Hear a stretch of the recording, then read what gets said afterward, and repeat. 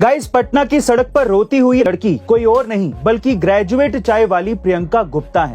पर अब सवाल ये उठता है कि प्रियंका आखिर रो क्यों रही हैं? दरअसल पटना में स्थित उनके चाय के स्टॉल पर वहां के नगर निगम ने बुलडोजर चला दिया था, क्योंकि नगर निगम का ये मानना था कि प्रियंका ने अपना चाय का स्टॉल अवैध जगह पर लगाया था। लेकिन वहीं प्रियंका का ये कहना है कि मैंने इसके लिए अधिकारियों से परमिशन ली थी, लेकिन फिर भी वो मेरे चाय के स्टॉल को उठाकर ले गए।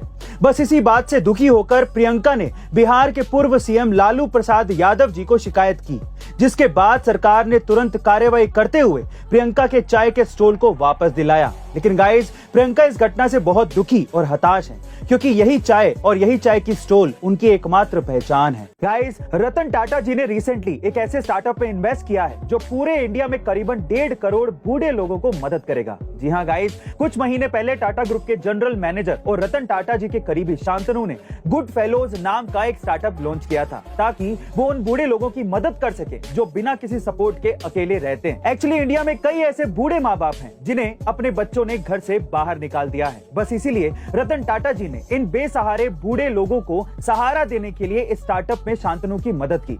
दरअसल ये स्टार्टअप ओल्ड जनरेशन को उनके पसंद के हिसाब से उस यंग जनरेशन से जोड़ता है जो उनके साथ टाइम स्पेंड करके उन्हें अच्छा फील करा सके। गाइस, रतन टाटा जी और शांतनु के स्टार्टअप की वैल्यूएशन भले ही $1 मिलियन ना हो, लेकिन ये करोड़ों लोगों के दिल को जरूर छू जाएगा। गाइस, गरीबी की वजह से हमने बहुत से बच्चों को देखा है कि वो पढ़ नहीं पाते, क्योंकि उनके घरों में लाइट तक नहीं होती। और इस प्रॉब्लम का सॉल्यूशन दिया है फिलीपींस के मनीला में रहने वाले इंजीनियर इलाक दियाज ने। दरअसल जब वो अपने स्कूल शुरू कर रहे थे, तब उन्होंने देखा कि उनके ज्यादातर स्टूडेंट्स गरीबी में रहते हैं और उनके घर में रोशनी तक नहीं है, जिससे वो पढ़ नहीं पाते। इसके लिए उन्होंने कबाड़ से बोतलें निकाली और उसमें ब्लीचिंग पाउडर डालकर छत के आर पार लगा दी। इस तरह से इससे सूरज की रोशनी घरों में आने लगी। फिर इसमें और इंजीनियरिंग करते हुए छोटे सोलर पैनल्स भी लगा दिए। धीरे धीरे उन्होंने अपने स्टूडेंट्स को भी ये सिखा दिया, जिससे ये आइडिया एक सेंसेशन बन गया। उनका ये तरीका इतना सक्सेसफुल रहा कि अब वो 32 से ज्यादा देशों में जा चुका है कि कबाड़ को रोशनी में कैसे बदलना है। गाइस, अक्सर भारत को गंदगी के लिए बदनाम किया जाता है, जो कि सच नहीं है।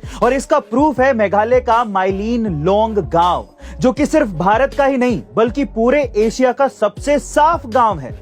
और इसे लोग भगवान का बगीचा भी कहते हैं। यहाँ के लोगों को सफाई की आदत यहाँ के बड़े बुजुर्गों से मिली है और ये गांव हमेशा से ही बहुत खूबसूरत रहा है।